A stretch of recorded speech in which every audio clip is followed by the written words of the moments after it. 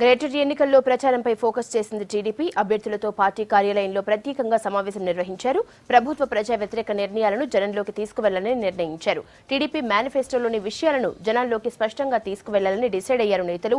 ప్రచారంలో ఫోకస్ చేయాల్సిన అంశాలపై అభ్యర్థులకు సూచనలిచ్చారు పార్టీ నేతలు.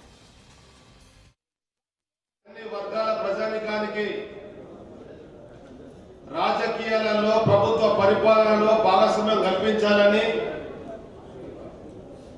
స్థానిక సంస్థలు ఒకనాడు 1-2 కులాల రాజకీయ గుత్తాధిపత్యంలో ఉన్నటువంటి స్థానిక సంస్థలను బద్దలు కొట్టి స్థానిక సంస్థలలో రిజర్వేషన్లను ప్రవేశపెట్టి ఈ భారతదేశంలో ఎవరు ఊహించని విధంగా అవకాశాలు ఇవ్వడం వల్ల రాజకీయాలలో ఒక నూతన విప్లవం రావడం జరిగింది. నాయకుడు స్వర్గీయ ఎన్టీ రామారావు ఇచ్చినటువంటి అవకాశాల వల్ల పేద వర్గాలు, బడుగు బలహీన వర్గాలు, అనగారిన వర్గాలు, రాజకీయాలకు అంటరాని వాళ్ళుగా ఉన్నటువంటి ఆ వర్గాలను అక్కున చేర్చుకున్నటువంటి మహానుభావులుగా స్వర్గీయ ఎన్టీ రామారావు గారు చూసి ఈ దేశ రాజకీయాలలో చట్ట సభలలో రిజర్వేషన్ ప్రకటించిన విషయాన్ని కూడా మనం గమనించుకోవాలా.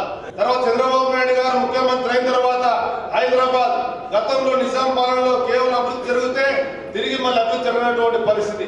ఒక చారిత్రక నగరంగా ఉన్నటువంటి హైదరాబాద్ నగరాన్ని హైటెక్ నగరంగా అయ్యాయని చెప్పని హైదరాబాద్ సికింద్రాబాద్ అంటే జంట నగరం మాత్రమే ఈ దేశంలో ఉండేటువంటి పరిస్థితి.